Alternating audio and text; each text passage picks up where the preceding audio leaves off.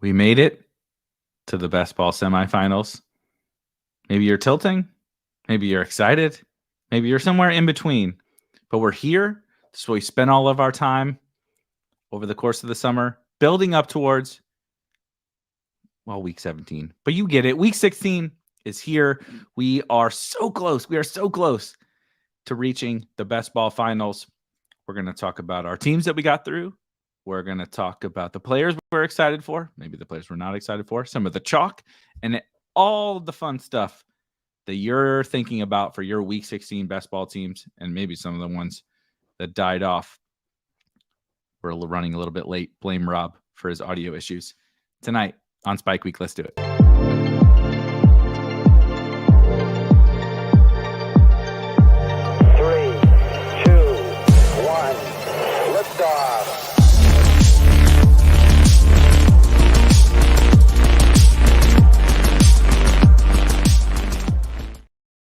So next show we have, when you guys join us, please, or maybe tonight if he's able to get his shit together. And we'll see in just a second. He's in the background now. Our good friend Rob Coakley, King Coakley, is maybe here. Rob, yes, nope. Still no audio. All right, we're sending Rob back to the nether regions of StreamYard. But apologies for the delay. I put as I do with really any complication or any issue that possibly could ever happen. It is all Rob's fault. It is none of that has anything to do with me. We're a couple minutes late. Thank you for hanging out with us. You guys are the sickos. We're here to sweat and talk about Week 16. We're going to see if we can get Rob on board. If you hadn't paid it, if you hadn't noticed, if you're not in the Discord, check the link that's in the Discord here in the description. It's where all the best ball bros are hanging out. All the sickos. We're sweating our teams that are still alive, or we're RIPing our teams that have died in Week 15 of the best ball playoffs. But Rob posted it's some gnarly weather out there in the Boston area, out there on the East Coast. If anyone else is in the chat that is out there, I hope you're okay. I hope it's safe. Some of the stuff that Rob has been sending has been absolutely crazy. Obviously, he was unable to join us last night. Hopefully, we can bring him in tonight. He's trying to see if he can get the internet and everything going. A little bit of some technical difficulties. Thank you for hanging out with us. But what would it be in the best ball playoffs without a little bit of chaos? Right? Here we are. And man, so much. What a Week 15. It is hard to describe kind of everything that went into Week 15. Of course, huge games across the entire space, right? And what's funny about this particular Week 15 is it feels a little bit even more chaotic than last year. So if you recall, last year, 2022, Week 15 of the best ball playoffs was definitely crazy. The running back one overall, highest raw score at the running back position in Week 15 was Jerick McKinnon. The top two scoring overall raw points, not like point per dollar, not like, they smashed for their price. The highest two wide receiver scores last year in Week 15 were Zay Jones and KJ Osborne. Okay, so if you had Jerick McKinnon, Zay Jones, and KJ Osborne on a team in Week 15, if you had two out of the three, certainly if you had all three, you probably moved on to the semifinals of best ball. That's definitely chaos. This year, though, felt like a different form of chaos that felt crazier to like go through it over the course of the weekend from Thursday on, right? So many players have been injured, just like most NFL seasons. So many players have been injured over the course of the entire season that we are, we're tilting that, right? Mark Andrews is down. And of course, all the way back, the guys that got hurt early, but Justin Herbert goes down and those kinds of things. That CJ Stroud, right? But CJ Stroud is a great example of Stroud smash, like stone cold smash, right? through the whole season. You're leading into the playoffs, and you get the Titans matchup for CJ Stroud, but he loses Tank Dell. And then CJ Stroud goes down with a concussion. And then Nico Collins goes down for the Texans. And it's like all of a sudden you went from 3 players who were pillars of your best ball teams that are now, Tank Dell's gone for the year. We'll see when Nico Collins comes back. Hopefully CJ Stroud gets back this week. But now they're out for that super duper important first week of the best ball playoffs, right? Week 15, you need to advance teams through, and you don't have your most important players. So that's like bad enough. Then we factor in Tyreek Hill, one of the best, if not the best, right? Tyreek Hill, Christian McCaffrey versus CeeDee Lamb, however you want to like balance those. AJ Brown's like an honorable mention. Those first round picks, well, we just removed one of the best ones in Tyreek Hill not playing. A lot of teams with Tyreek Hill in the first round or in week 15 in the first round of the best ball playoffs. Gone. Poof. See ya. Myself included. Chris Olave, out. Keenan Allen, out. Right? I'm sure I'm missing Isaiah Pacheco, another good pick, out. Just like so many players, even just in this week 15. It's one thing, like I said, with all the guys who've been hurt over the course of the whole season, but then to pop up just in week 15 and one of the best first round picks misses this game, but only this game, right? It wasn't like Tyreek Hill blew out his knee, which of course no one's rooting for that. But it wasn't like Tyreek Hill sustained a Tank Dell injury where you're like, okay, that really clearly sucks, but he's done. I can, wrap my head around that team is dead. We were heading into Sunday morning and we still didn't know if Tyreek Hill was going to play. We were heading into Monday Night Football last night and we still didn't know if Geno Smith was going to play. And all of those, there was so much of that. And right, Chris Olave, we didn't know if Chris Olave was going to play. I thought, frankly, excuse me, I thought, frankly, that Chris Olave and Tyreek Hill were both going to play in week 15, and they did not. And here we are, which led to the handful. There are always smashes, like I mentioned, with Jerick McKinnon and Zay Jones and KJ Osborne. This year, Christian McCaffrey, James Cook, right, Jordan Addison, Jalen Waddle, Sam Laporta, Jared Goff. There's always guys who have a huge game in week 15. That's just fantasy football. That's just how it goes. But when we remove the ability to even get any points from the peers of those players via them not playing in that game, right? If you didn't have Christian McCaffrey as your first round pick, you better have Amon-Ra St. Brown, because otherwise you were not getting a good score from your first round pick, right? Jamar Chase did nothing. Justin Jefferson did nothing. Travis Kelce did nothing. Austin Eckler did nothing. Stephon Diggs did nothing. AJ Brown did nothing. They all did nothing. So you either had 40 plus fantasy points from Christian McCaffrey, you had 20 plus fantasy points from Amon-Ra St. Brown at the 1-2 turn, or you were in big trouble with your first round pick. With Amon-Ra, you had the potential to get, right, maybe Devontae with him. CD wasn't very good with him.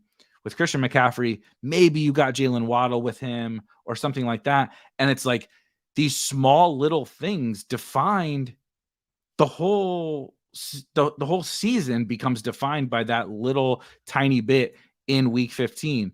And it's hard when we get to this point to wrap your heads around it. And I'm going to bring in, hopefully, Rob now to start.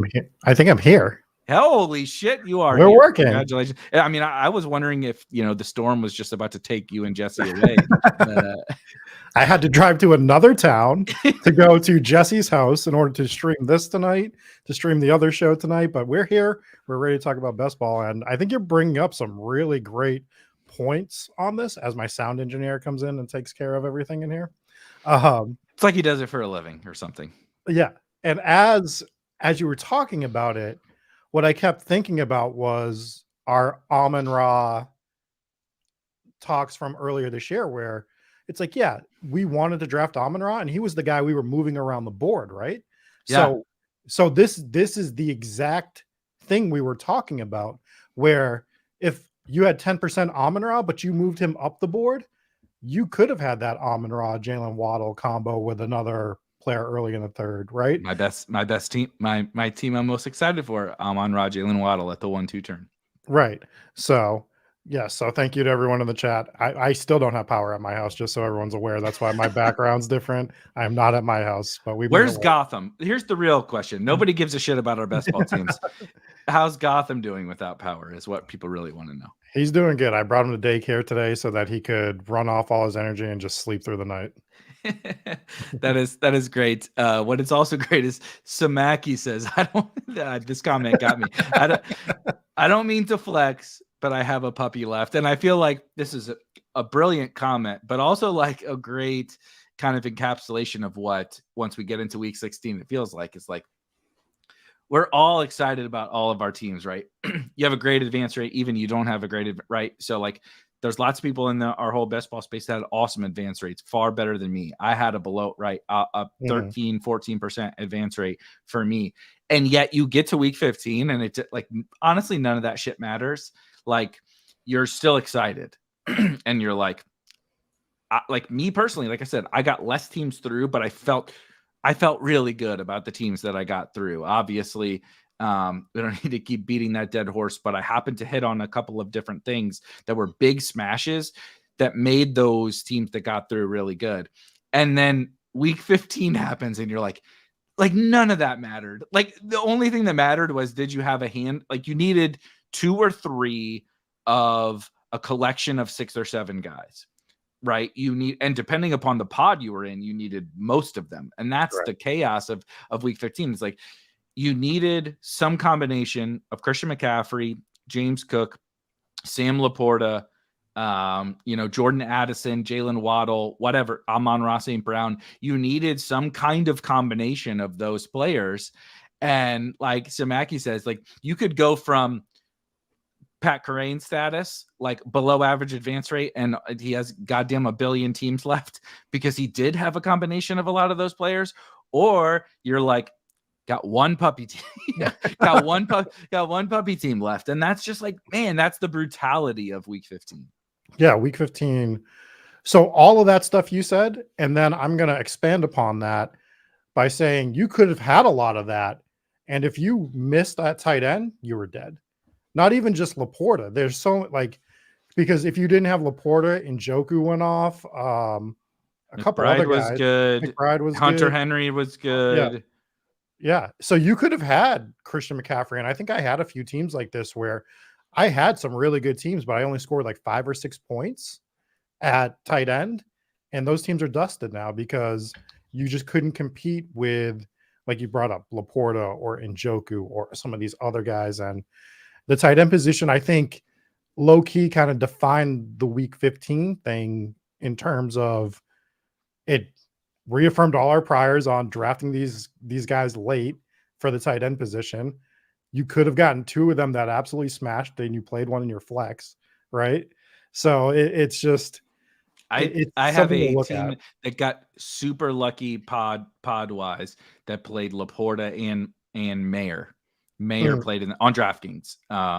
Mayer played in the flex, and it was a luckily low scoring pod. But to your point, tight ends did. So I would say tight ends, and of course running backs kind of define the week every single week, because if there are a couple of running backs that really just gap the field like Christian McCaffrey and James Cook did, it's tough. Ty Chandler, Jake points out, like Ty Chandler was another good one, right? We were all excited for our Zamir White shares that got through on Thursday, and then all these guys just dunk all over Zamir White, and it's like, maybe Zamir White played for the flex position, but you didn't really want to be using his 16 points or whatever in the running back position because your opponents had 40 at the running back position. And it's like, it's easy. It's both easy and difficult to like handle those week 15 results, because you're like, I have this awesome team. We all do. right? I'm sure you do. I saw you posting. I'm curious about this team. So maybe we'll lead into that. Some of the teams that like got dusted off that were like, God damn, like what the hell just happened in week 15? But you mentioned last night. We'll get into my legendary story from last night. I can't complain the rest of best ball season based on the final drive from the Seahawks, but you had the opposite effect where something fell off. But it's like Off.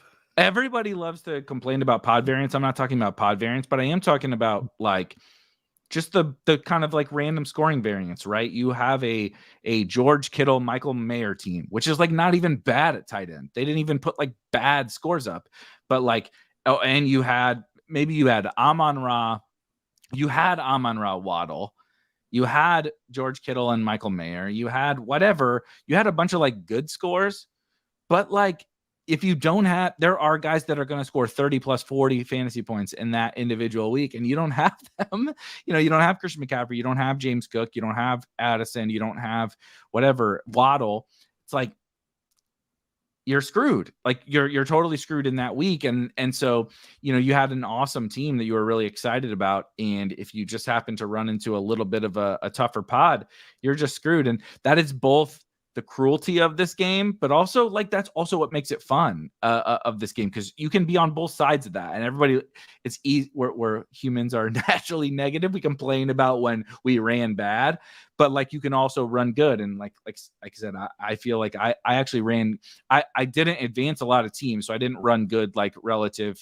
Like I didn't sun run like fucking Corain did in week 15. But I feel like the teams that I got through, like it could have been way worse, dude. Like I got through some teams that didn't score a shit ton. I got through a team in BBM that literally needed like every yard on the final Seahawks drive and a touchdown and got it. Like that. Like I was sun running relative to expectation, how my teams performed. And so it's just like, it's so much to take in. I think in week 15, it's easy to be negative, but I'm trying to be positive about it.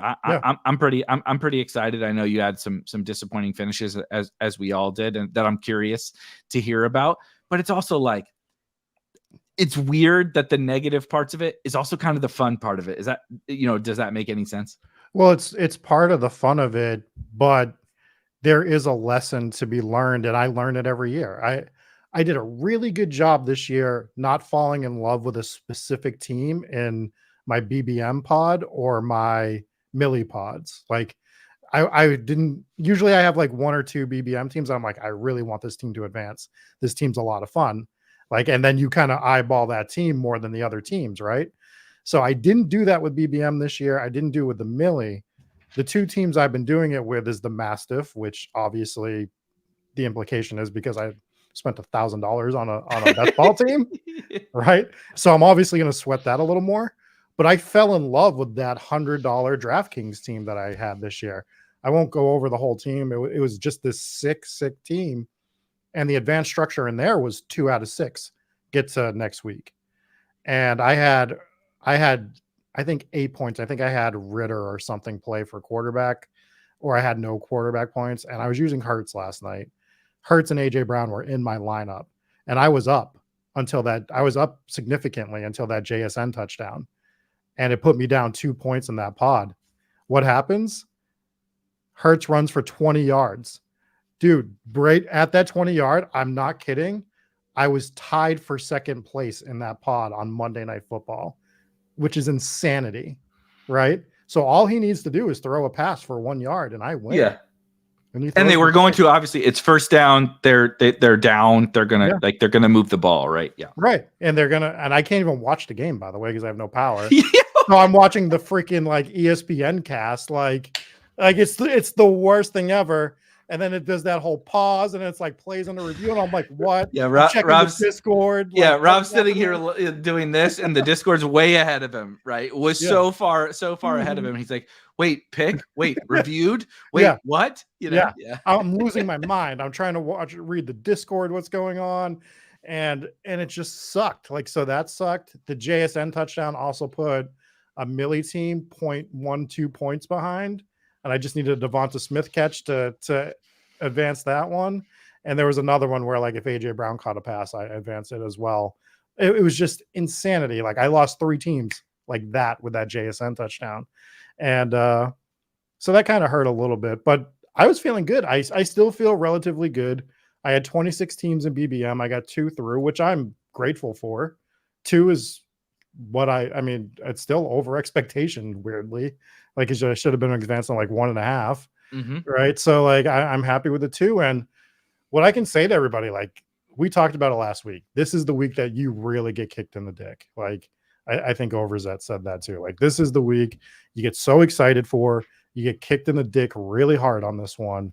But 2 years ago, the year that you and Pete finished 8th, I believe it was, in that one. 8th, yeah. I had only drafted, I think, like, you made the final as well that year, right? But I bring up that team a little bit more because Pete and I made a run and we were like right. real live to win. But Rob, you were also in that final that year. Yeah. But I was in that final with only having 2 teams made the playoffs in Best Ball Mania because I only drafted like 20. So if you have 1 or 2 bullets left, you're still alive, man. Like, yes, I know Karain has 8. We would all like to have 8 bullets, but your 1 bullet might be the one that makes it through and his might not. It's just be ready for the sweat. You could still make it through. It's not over if you have something in there. Even the guy with 1 puppy team, you're still fighting for a final, man, for now. A chip in a chair. It's a cliche, but that shit's real, man. Like, it's absolutely real.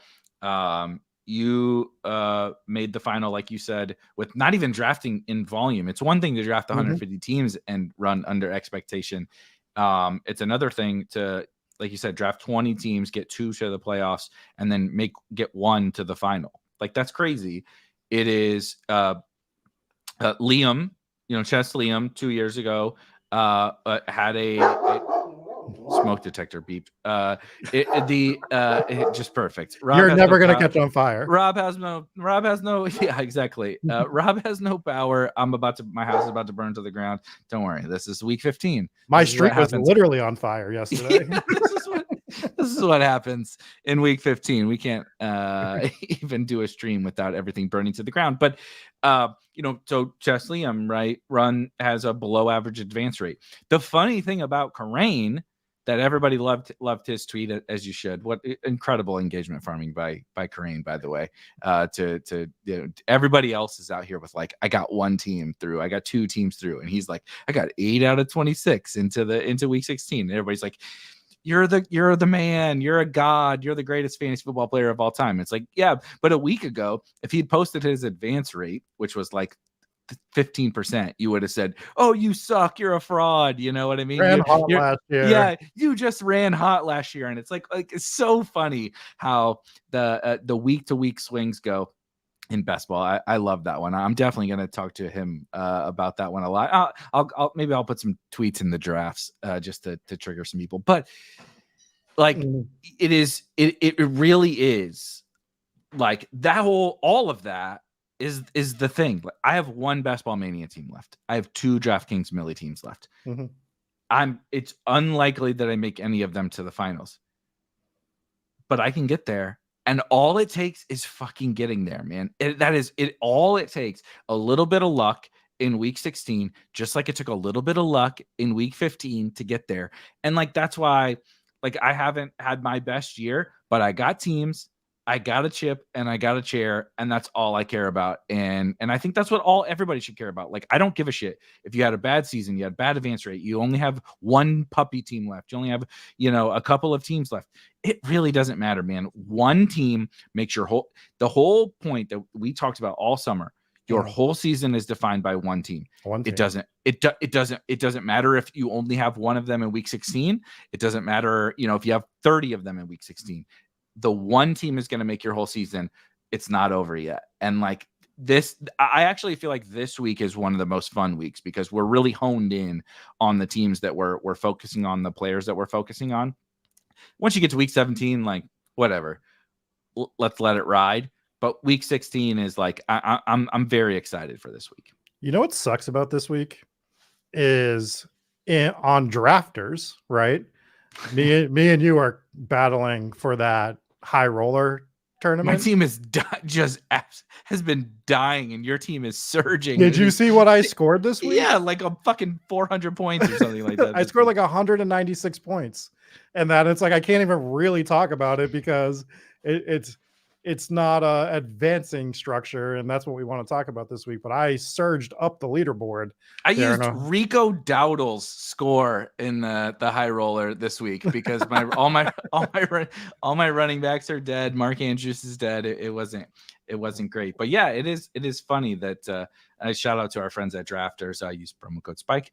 They just launched their playoff best ball tournaments today, which I'm very excited about. We're going to do some fun things with Drafters playoff best ball. So I'm glad that you brought it up. But I'm going to quickly. We'll dive into some of the folks in the chat. I have to, this is where we're at. This is not going to be best ball therapy for everybody. This is going to be me reliving one of the most fun moments of my best ball career. All right. So my teams suck, right? We've talked about this for a few weeks.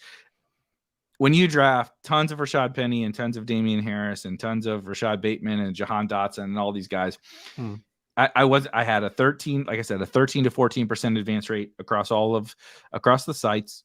But I did I was excited, like I said, for my teams getting through. I had one in particular this particular week that I outlined. I brought it up at the end of Legendary Sickos with Kareem that we talked about. I said, so when Brian Robinson got ruled out and, Achane was back and some of these guys got healthy, I was like, dude, I think this team is like my best team.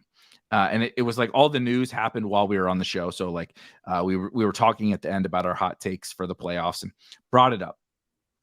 And I was like, shit, dude, I like you. I didn't want to get tied to any one team, but I got fucking tied to this team. You know what I mean? Like you just get tied to it. I got tied to this team. So it was a Lamar. It had Kenny Pickett. It's Kenny Pickett as my QB2, but Lamar is the QB1. Already had Laporta and Amon-Ra go. So I banked some good points. Then you get Waddle.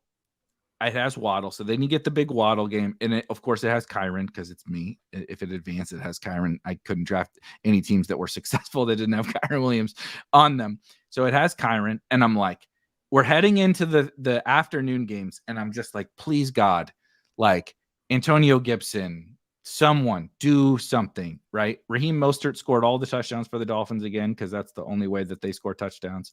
I shouldn't say that. I benefited from Waddle, but I'm just like, please let this team get through. The other guy, I was in first, but this other guy passes me with Debo and a couple of other afternoon guys. So we're heading into Monday Night Football.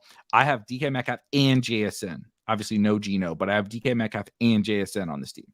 I was using George Pickens' 6-point score and Achane's 7.7 point score, right? So those guys would start scoring fairly quickly. And then I watched the first half of that game and I was down by 8, right? So I don't need that many points, but I do need reasonable games. And you're watching the first half. I gave up. I was just like, well, the BBM dream is dead, but I was fading those guys in some DK stuff, right? Or puppy stuff or whatever. And I'm like, it's fine.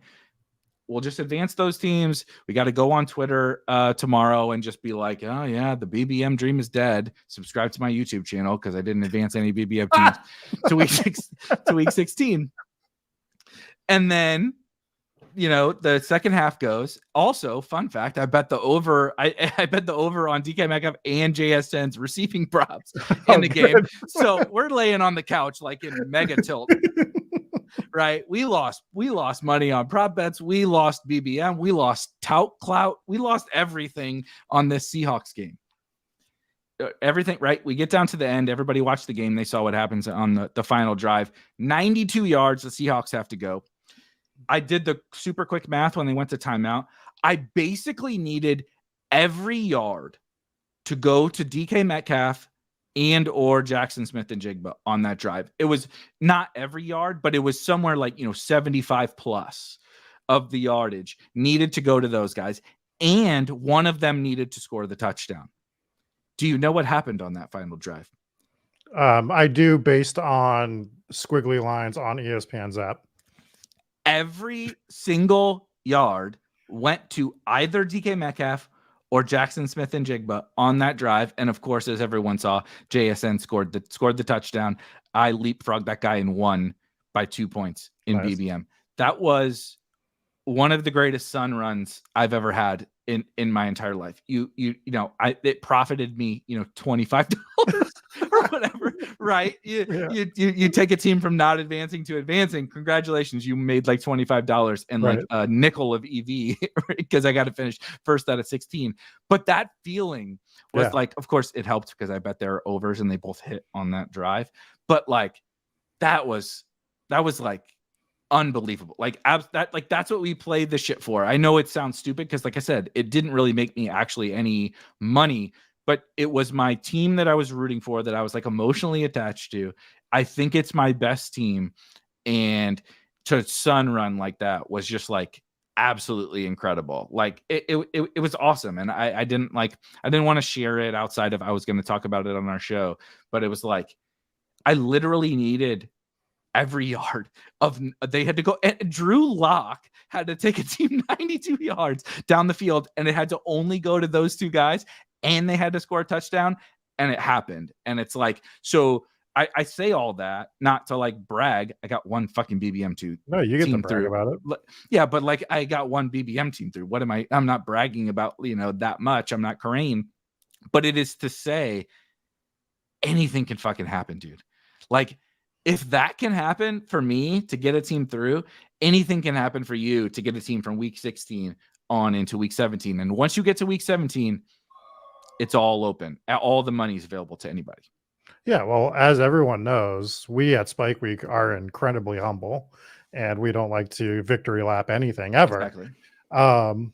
There's no way in hell that after I advanced the Mastiff team to the playoffs that I went back and commented on people that called my team clown shoes to let them know that I advanced to round one.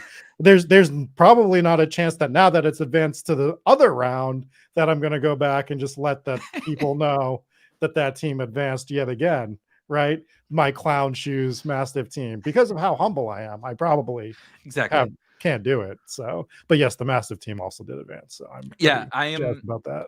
If I'm racking and stacking the teams I'm rooting for, of course I'm rooting for my teams. Mm-hmm. I very smartly hopped onto the coattails of Sir Pat Kerrane and happened to advance a team to week 16 that he, myself, and Sean Siegel drafted together on his anniversary stream or whatever it was. Bizarre team, but fun team.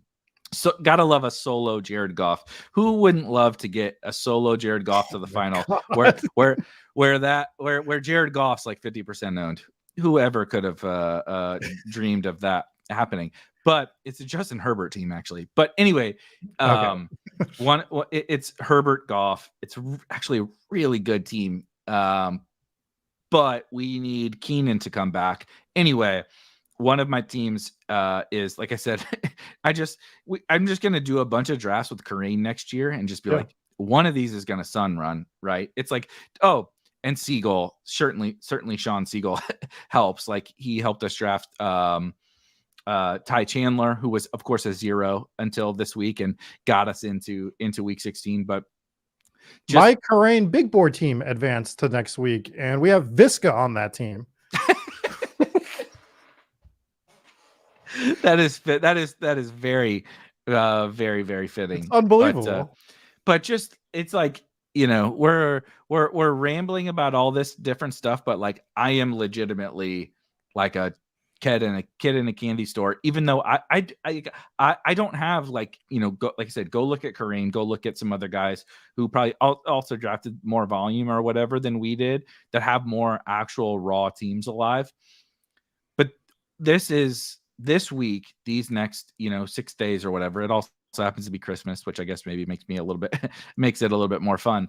Like, this is the best, dude. Like, and you sneak a couple teams through. Of course, you have bad beats too. Like I lost a couple teams from Ken Walker, which is like, you want to add to the tilt that I was feeling for 3 quarters, 3.3 9 quarters or whatever. Like, I'm like, I'm sitting on my couch. Like, Ken Walker against the Eagles is smashing me, and I have DK Metcalf. Like, what is happening? Like, you're just sitting there like, Pete, stop chewing your gum and throw the fucking football. You're just rage tilting. And then, life has a funny way of sometimes it works out, sometimes it doesn't. Who knows what year it'll work out for all of us in best ball, but week 16, man, I'm very excited. Well, it's fun. It's fun to do it on every site too. Like you have the 2 DK teams. I have 2 DK teams. We have the underdog stuff, but I mean, we brought it up, but we can really sweat drafters now. I mean, drafters it's not 2 weeks left. It's not playoffs, go time. but it is 2 weeks left. We're looking at trying to up and get some ROI on that. And I would love to come from behind and win that high roller tournament. I'm like 59 points out or something right now. Have another week like I had this week. I mean, that team, you want to talk about like sun running. That team has Brees, McCaffrey, and Kamara. Kyron, right? Or Kamara, yeah. And then it also has Ty Chandler and Zamir White. So I just sun run running backs like pretty much all season. We drafted the stone opposite teams in that high row. I was in the top. I rose up pretty quickly. I have a Lamar, Purdy, Andrews, Kittle with Tyreek team. Mm-hmm. My running backs are very mid. Mid might be polite for those running backs. But like to your point, I mean, when you have Tyreek and those guys, there's Ayuk, there's Gabe, there was Puka. I drafted Puka on that team. So like I got out to I ran a marathon and I sprinted out of out of the gates. I sprinted, and Rob pulled a Jim and Pam Halpert and was chilling, walking down the sidewalk on the marathon. And I ran out of gas because I have Madison and B-Rob, right, and H-An and all these guys who petered out. And Rob is just surging from the back. Now Rob's in, like 3rd or 4th, and I'm in 7th or something. Yeah, like you just passed me super fast. But it's like you said, now these last 2 weeks is, I can't probably get first. Certainly not with my running backs. But, dude, you never know. I get Tyreek back, which is, I mean, I have to use Tyreek score every week. It's just how it goes by the time you get to this point in the drafter season. But like, that's the fun. Like now we have these sweat. You of course have the week 16 sweats on all these sites, but like you said, on drafters, so like, I do want to shout out to our boy Updog sitting. I don't have it pulled up. He was in third, or he was in third. He's around there. Yeah. In the big drafters, is it Dorado? Is that how you would say Dorito?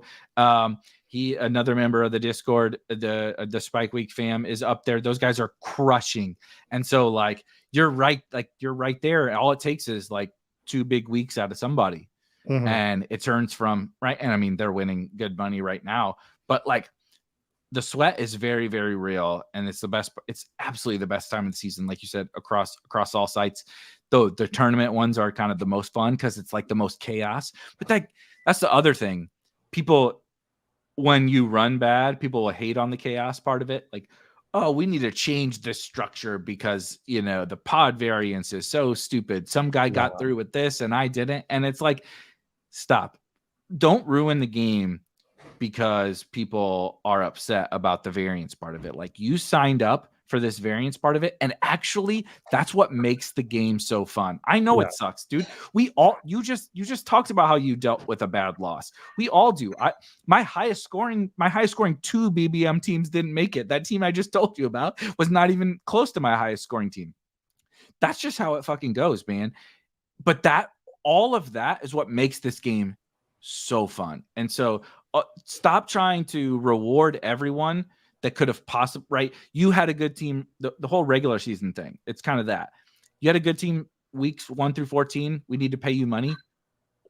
Why? The rules don't, like, originally 2 years ago had nothing to do with weeks 1 through 14. The whole goal was to get out of your league.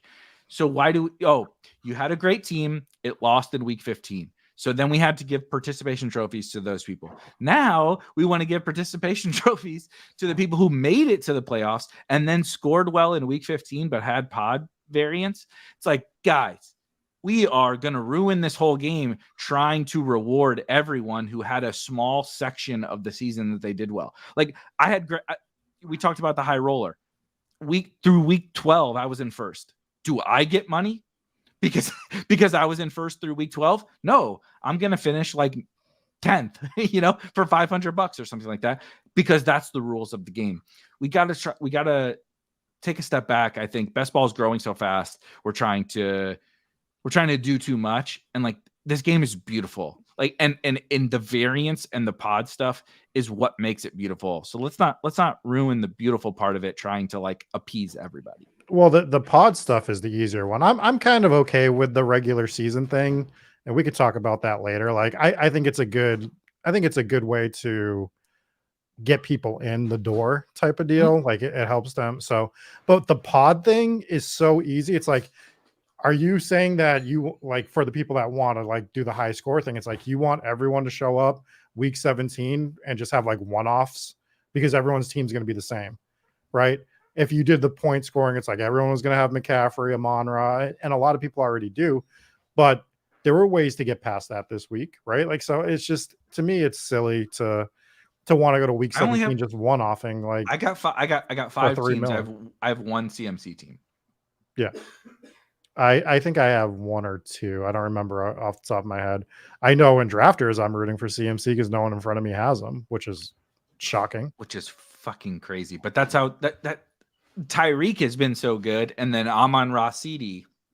So in the regular season scoring thing, it was like CMC was great, but he only had two truly like week altering seasons. They were both against the goddamn Cardinals, stupid fucking Cardinals. Yeah, and he happens to play one of them in week 15, right? So he dropped 50 or whatever on the Cardinals earlier this season, and then he drops 40 something on the Cardinals in week 15. And he's been awesome. This is not a negative thing at all about CMC, but like, it was like generally like 20 a week, give or take, right? Sometimes 25, maybe 30, sometimes 17. And like, but he was just, you just could slot him in. Whereas Tyreek was dropping 25 plus every week as a wide receiver. And then you can kind of replicate what CMC was doing. And so there's like just these trickle down effects. Then you combine CD, like Amon-Ra at the 1-2 turn was like supercharged, right? Getting 20 plus a week out of both of those guys. So like CMC, regular season scoring wasn't as powerful as it seemed. And now we get to the playoffs and everybody's like, I wish I had more CMC. And it's like, dude, 3 weeks ago, he was great, but he wasn't like, would you like, I bet people would have signed up 3 weeks ago, certainly for Tyreek. If we would have had a straw poll and you said, would you rather have Tyreek Hill, Christian McCaffrey, or CeeDee Lamb as your first round pick, assuming what you could get in the second round? Yeah. Right. Would you rather have CD plus Amon-Ra or Devontae or whatever at the 1-2 turn, or would you rather have those other guys with what you could get mid to late second? They all would have said, I think, probably the 1-2 turn guys. And now it's like, oh, I need you gotta have CMC. And it's like, we'll see. We'll see if you need to have him. But that's the great part of this game. I actually was like pondering a question slightly similar to that earlier today in regards to CMC Tyreek. And it's one we kind of ask every year. And I was asking myself, if I could have known the stats for one player throughout the regular season, who would it have been? And I kind of landed on CMC for a very particular reason, because if you looked at CMC's stats throughout the year, you knew you were slotting him into the lineup every single week, with the exception of his bye week. So knowing that, it would have absolutely altered the way I drafted the rest of my team. I definitely would have never drafted more than 4 running backs, but there's probably if I knew what I knew about CMC, I probably would have only drafted 3, right? Like, because he was a lock every week. He's every week, every single week. So you could do like that super hyper fragile build, and I think it's an outlier. Like, this is going to be a bigger discussion over this coming summer with CMC. We're gonna have to talk about it once, twice, maybe 3 times, because it was and he's CMC and he's done it before, but it's such an outlier that other players just do not have the capacity of doing. And I think that you might hear it from some people that they're going to do super hyper fragile running back builds, and they're not going to, based on CMC, and there's just not going to be another CMC to do it with other than CMC next year if you think he's going to do it again, which is tough, right? Like, so I just think that that's going to be a huge talking point this coming year. So I was kind of rattling that around in my head earlier. I love that. I love that player within structure concept, because it's easy to say, I like robust running back or hyper fragile. I like zero running back or whatever.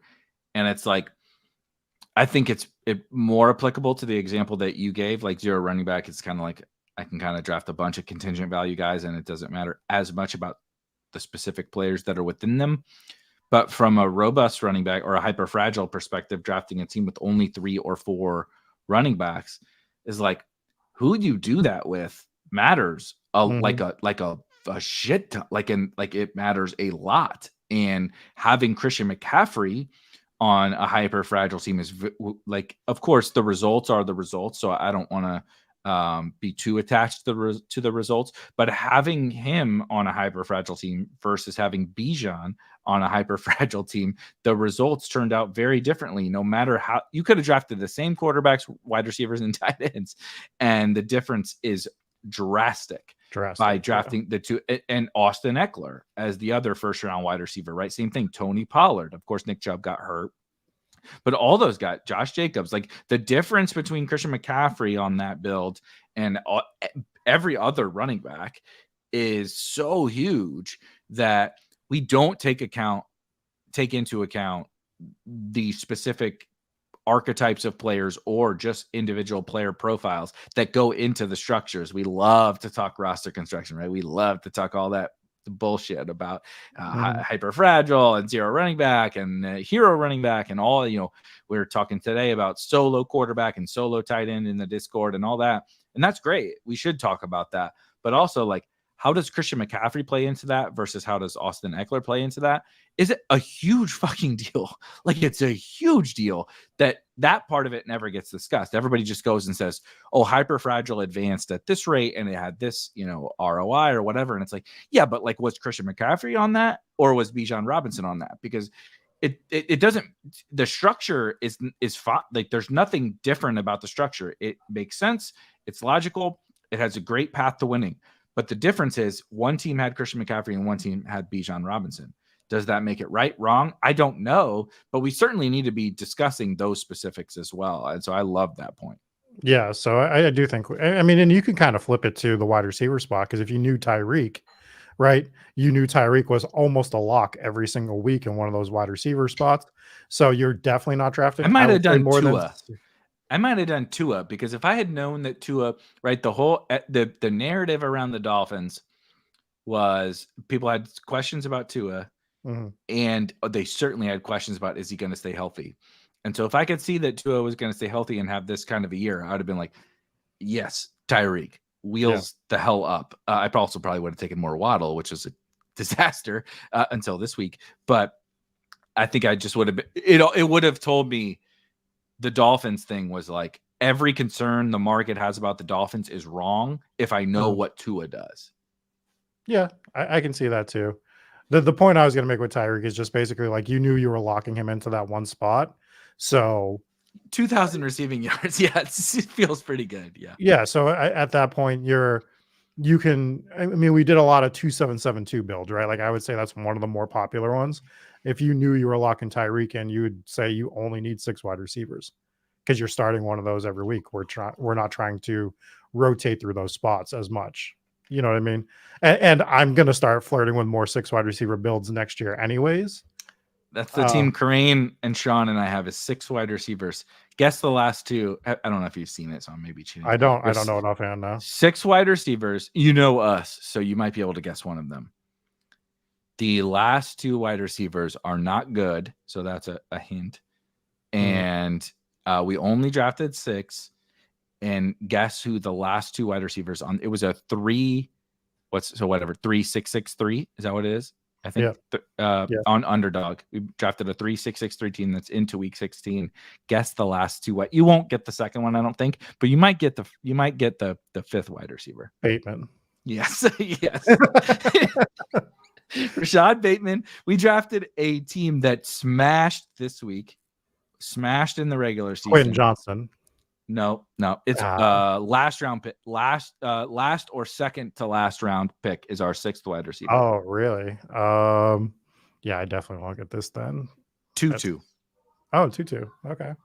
2-2 at the team is Amon-Ra Waddle. We did the Amon-Ra Waddle at the 1-2 turn. Mm-hmm. Debo Keenan at the 3-4 turn. So those four have worked out quite well. Quite well. And then it's Herbert Goff. Took 3 tight ends, which are pretty good. I can't remember exactly who they were. Laporta's one of them. And then the last 2 wide receivers have literally not produced a single point for this team the whole season. And maybe Tutu had 1 week earlier when he caught a touchdown. But we're drawing thin. Keenan needs to come back, let's just say, this week in week 16 if that one wants to have a chance. Well, this is so. Even the chat fucking knows it's Bateman. Everybody knew it was like guess the wide receiver on that team. Everybody was just like Bateman. But this is like the discussion I really want to get into this offseason is this particular point of drafting 6 wide receivers and how you should be approaching that. I've had thoughts on it. So I keep saying we're going to push things, but I think these are key points that while they're fresh in our head, we should make sure that we're going to be coming back to and thinking about these when we start drafting big board teams in like fucking 4 hours or whatever it is when those contests start dropping. Yeah, Sunday while we're tilting, our teams are going to be drafting the first big board teams. I just want to hit a couple of comments. Pious Devil, shout out to you, drafting 3 5-5-5 teams on DraftKings this year. And got one through to the semifinals with Tyreek, which is awesome. I mean, I can't think of, if I'm putting it together a top 5 of players I would love to get through into the semifinals. Tyreek is certainly on there. He's maybe number 1. And he says it also has Kyron on it. And I think I have to thank Erik for that. I don't know if that is true.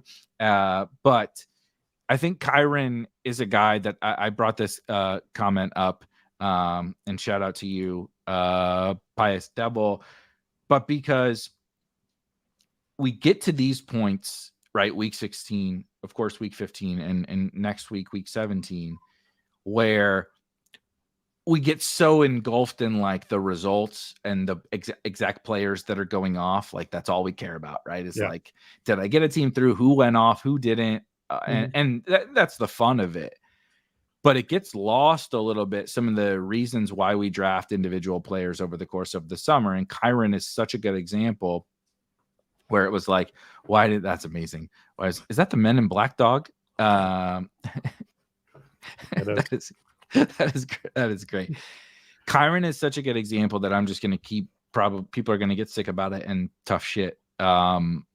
Where the uniqueness thing is so important, and you can flex that uniqueness muscle in these playoffs with Kyron, where no matter how well he does, he can only get so popular in your playoff pods. And so, like Pius was saying, he advanced the Tyreek. Christian McCaffrey scored almost 50 fantasy points on DraftKings, right? And he advanced the team that had Tyreek, who, spoilers, scored 0 in the 5-5-5. Now, of course, those are smaller fields in weeks 15 and 16, but that's also the point, is that in that smaller field tournament, he drafted Kyron Williams, who's not drafted all that often.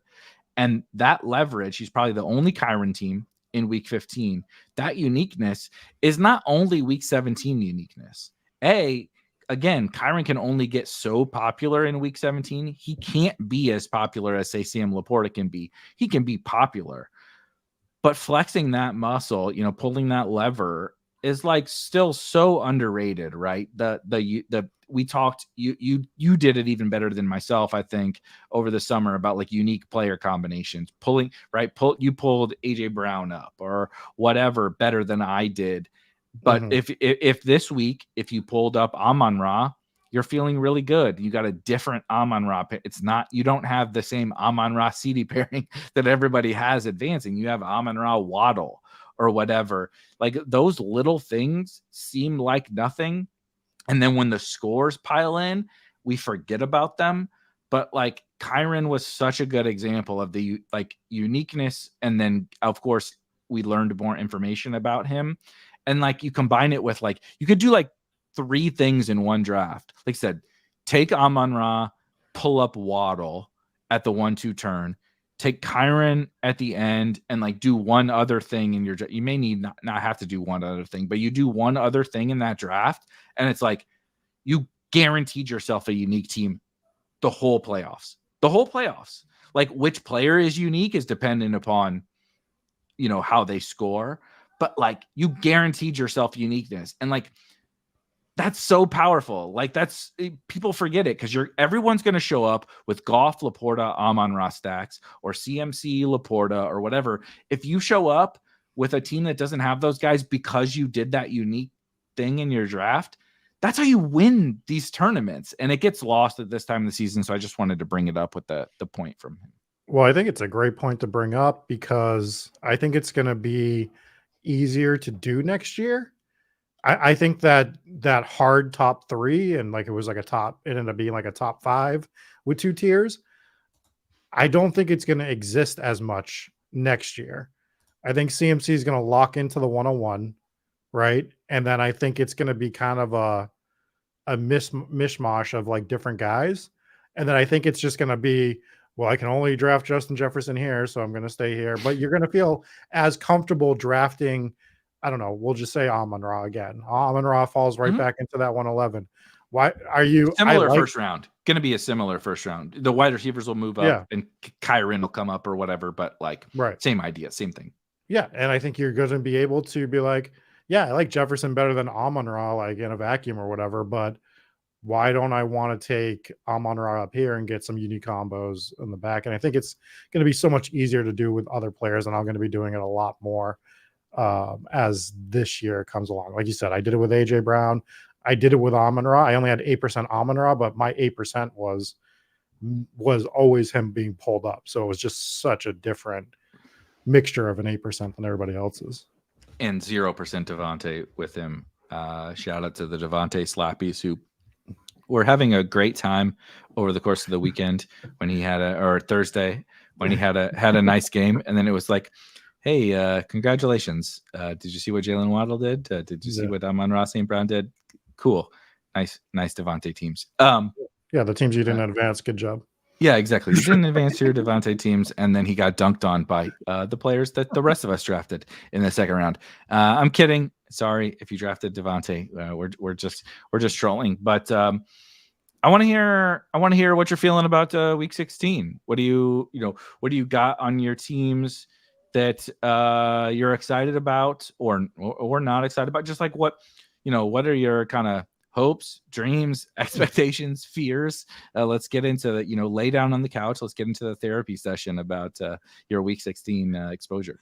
Well, from the stuff that I'm looking at, one of the big ones is I have Debo on like a lot of teams that really? Yeah. So Debo's a big part of my advancement rate right now. My quarterbacks are kind of all over the place. I have Lamar on a couple of teams. A couple of my Lamar teams advance. I mean, what I'm really looking at, obviously, is this Mastiff team, for sure. Your Mastiff team is fucking killer, man.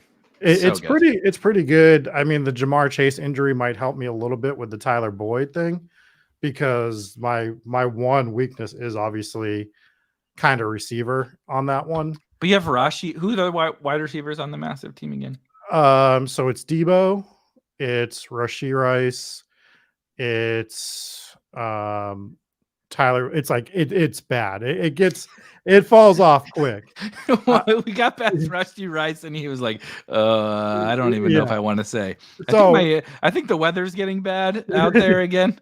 It's Debo, Jahan Dotson, Sky Moore, Tyler Boyd, Nico Collins, Rashee Rice, MVS. That's not that bad. It's not great, but we knew this was the week. Sky's done, but if Nico comes back, Jahan Dotson is a body, It's not great, but he could technically catch a touchdown. Your top 2 are good. It's fine. The rest of your team is freaking loaded. So you just need three. It's not like you're counting like I'm counting on wide receivers for my flex on all my teams. You only need 3 of them. Yeah, no, the running backs are Pollard, Breece Hall, Roshan Johnson, Tyjae Spears, and Kyron Williams. So those are all live bodies that are out there playing. The tight ends, Kittle, Hunter Henry, and Trey McBride. Yeah. So we have some, and we went solo Mahomes on this team. So, and it's also MVS week, if you were wondering. You can't keep saying it every week. I can though. Yeah.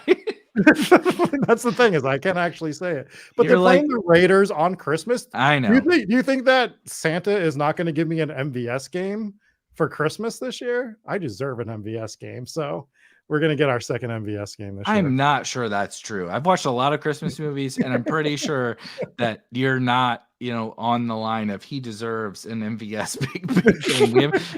We haven't reached that point yet. Maybe me and the wife will watch a new one that will lead me in a different direction. But a couple of comments. A good one from Sean. Where does Dotson get drafted next year? Of course, is his question. Man. The Commanders, I've already started thinking about 2024 for sure. I don't want to diagnose it too much and dig too deep into it. My current take is Washington is probably going to be undervalued again, and I'm going to be that slappy that's drafting them again. But it's Dotson in particular, depend on the regime that comes in there. Yeah, Rivera is going to be gone. Well, do they just promote Bieniemy? Does Bieniemy move on? Who Bieniemy is the reason why they are what they are on offense, which is both good and bad. For Dotson in particular, it's quite bad, but it is one of those things that they're the pass heaviest team in the NFL. That's great for the reason why Sam Howell's the QB7 or whatever on the season is because Sam Howell's a GOAT, but B, they're throwing like crazy. Yeah. And so they're going to clean house, right? We have a lot to think about with the Commanders in the offseason. So we will figure that out. What do you real quick? What do you think of T. Higgins with the Chase injury? Do you think he's going to be one of those, if you somehow snuck T. Higgins through, just based on volume that he might get this next week or two? He could be one of those guys that's we hated T. Higgins all year based on what he was doing, and then I don't have any teams with T, and I didn't draft that much T, and so I think I'm a little biased. I know I'm a little biased. I haven't seen it, and he didn't earn crazy target share after Chase got hurt last week. That's Mike. He just had the sickest touchdown I've ever seen in my life. That's correct. He's definitely good at the game. Jake Browning is good enough to make you want T. Higgins on your teams. Is he going to be the guy you need? I think that's a bit of a reach. I think Jamar Chase out helps him volume-wise, but we're now talking about elevated volume for a wide receiver on a bad offense. I know they haven't been bad, but that was with Jamar Chase. Now we removed Jamar Chase, who's one of the best skill players in the NFL, and we've already removed Joe Burrow. We're drawing pretty thin to a monster outcome, but the volume's going to be there. So could he catch 2 touchdowns? Absolutely. I certainly am not upset if I have a T. Higgins team. Let's just say that much. But the Evans vibes are strong. But I'm not counting my my Sklansky's right just yet. But I'm not upset either. He's a weird one for sure. Where I'm he's so I drafted quite a bit of Seattle, so I have DK Metcalf, JSN, of course. I'm not comparing them from a situation perspective, but it's kind of similar where I'm excited because they're not going to be that popular because they just didn't really have that good of seasons, but they have big single week ceilings. Mm-hmm. But I'm also realistic about the fact that they also haven't had very good seasons, and there are negative reasons why they're not going to be that popular. So I'm like happy that they're low owned, happy that I have them, but I'm not like taking it to the bank and being like, this is the greatest leverage of all time. It just feels like when you stare at a pot and you're like, one guy has Higgins and you're just staring down that barrel, you're just like, God damn it. T Higgins is the reason I'm not advancing this team. It just feels well, disgusting. the answer is of course Chase Brown. Yeah. Chase Brown is the guy who I'm the most excited. He, for 3 weeks in a row, has stolen more and more snap share and touch share from Joe Mixon. And shocker, this is the Najee Harris situation where people are like, oh, or a Chuba Hubbard situation or whatever you want to call it, where the backup running back is so much better than the starting running back, and the team starts to realize it. They're never. It's very much a Jalen Warren situation where they're never going to give, Chase like the lion's share of the touches because they're winning, and Joe Mixon is the veteran. But like, I don't care. I'll take 40% of the touches with Chase Brown. Give me a couple screens, break one, score a touchdown. Chase Brown is a guy I think, and I'm not rooting for this. I'm not predicting this or whatever, but guys are going to get hurt. And like we have 2 more weeks, guys are going to get hurt. Anything can happen when, X guy gets hurt. I want to have the guys who have that, like Chase Brown has that, right? Zamir White just showed that. Ty Chandler just showed that. I want to have those guys on my rosters, and Chase Brown's one of them. Yeah, I definitely like Chase Brown. I had like 20-something% of him. I haven't fully diagnosed. He looks awesome, dude. Yeah. My God, he looks good. So he's going to be the guy that we steal at the end of drafts that gets pushed up the board next year. Big time. Sure. Yeah. He's Warren. He's Jalen Warren 2.0 for sure on a better offense, like a way better offense. Yeah. By the time BBM comes out, he's going to be like a 10th round pick or something, or maybe even higher. But we'll start getting him in the 18th round in the big board or something. Maybe new Tony Pollard, right? Mixon is Zeke and he's Tony Pollard. Something like that. Was there anybody else before we started? I know you got power cords to go put back together. Yeah, I get to do another show from Jesse's house tonight. Yeah. we just built an entire like mic setup in the other room so that we can both do the show tonight. Let's hope it works. Yeah, well, I think we're good, but it's just silly. No, there's no one else off the top of my head that I'm thinking of, because I've been thinking about the game more. Great comment. I mean, for next year. So that's kind of like where I've been the last day. Like, just like, what did I learn based on this playoffs that we can implement for next year? I do like this one from name I shall not say, because I prefer not to say. Creamy makes me feel gross to say out loud. But Purdy, Debo, Kittle, I think is a good one. Not super low owned, but I'm particularly excited about. I have a DK Millie team that doesn't have any Lions on it. It doesn't have Purdy, but it does have Kittle. It does have CMC too. So a little bit of a permutation of what he's saying here. But like, no Lions, no, particularly no Laporta. Does have Kyron, and I'm like, dude, I'll take Kittle versus Laporta these next 2 weeks, like at lower ownership. I know Kittle might go ham this week, and then he's higher owned again, but like, I don't care. Just give me to week 17, and we'll figure it out. But I do like different permutations of the 49ers. I think make a lot of sense. I am going to throw out one more, which is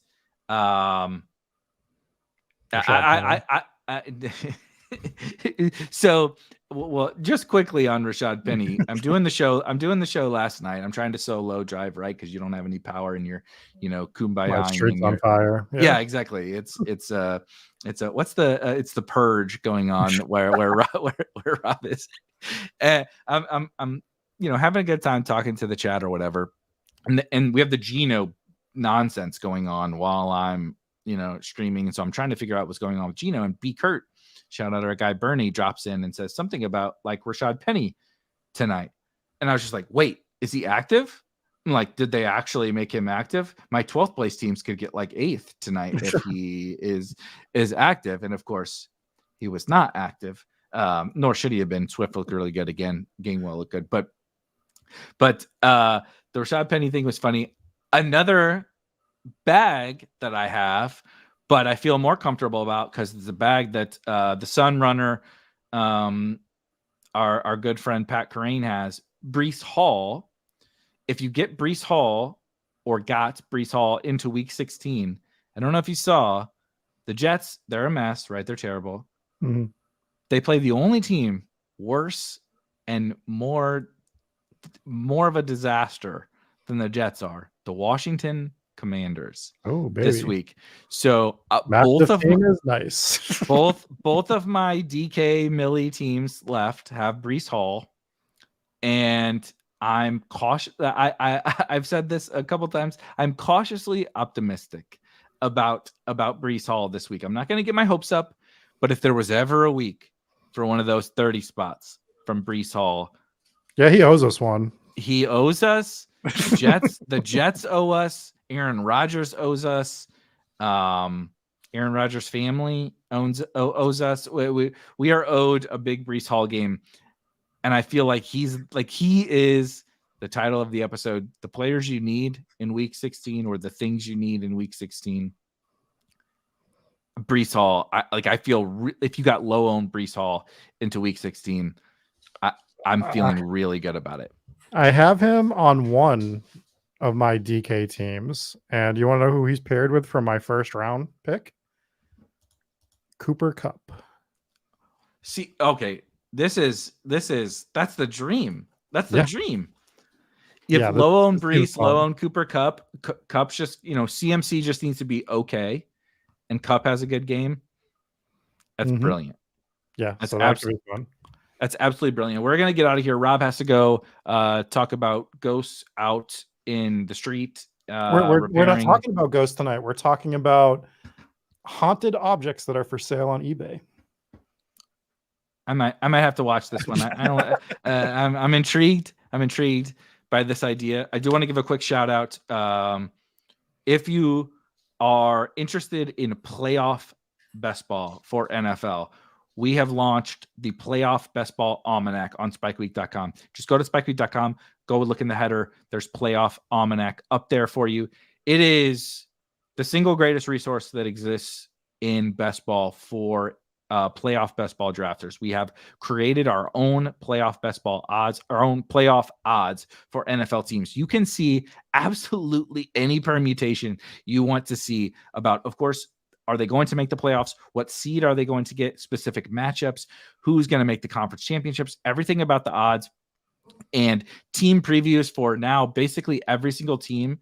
Our team put together previews for all of the teams in terms of how you should handle them for playoff best ball. We have surveys. We have just tons of content. Our guy B. Kurt is put out an awesome primer on how to attack underdog and DraftKings drafts. Today, we have drafters coming because they just launched today. I just wanted to give a shout out to the playoff best ball almanac. It's only $20, one-time fee, so not a monthly charge or whatever, just $20, and you can get access to all that. Of course, rankings that I just updated yesterday are in there. Everything you need to crush playoff best ball drafts is there. Shout out to you and the teams and the team working on that, because guys, honestly, I get to see everything behind the scenes and I don't do much with that, but everyone's busting their ass on that, and it's a lot. There's really there's probably like 65 pieces of content now within that playoff best ball almanac. Yeah. It's Shout crazy. out to Trev, Silas, B. Kurt, everyone. 100%. Those guys are crushing it, and we're building it. I'm a part of building it. I learn something every day from the content that is in there and from seeing it behind the scenes. So yeah, we would never sell anything that we don't believe is super duper valuable. And I believe like passionately in this almanac, and it's like step one of what we're building here at Spike Week with these kind of this concept, the almanac. And so these guys are crushing it. Check it out. The odds are awesome. Like I look at them constantly. Like I don't go to, 538. I know it's not a thing anymore or whatever, but like I don't go to New York Times. I don't go to any of that. I go to ours because they are updated real time and they're awesome. Make sure you check that out. We will be back this week. We don't have a set schedule for the rest of the week yet. We're recording tomorrow for the Almanac. We're going to draft some teams, but we're going to come back later this week to talk through some more Week 16, talk through some more playoff best ball sweats. We'll get you all covered with all that. Be on the lookout for that, and be on the lookout for playoff best ball live streams as well. Enjoy the rest of your week. Try to relax. Go talk about some ghost eBay items or whatever the hell is going on over there with Rob. Haunted objects on eBay. There you go. Be safe, and we'll see you guys next time. Peace.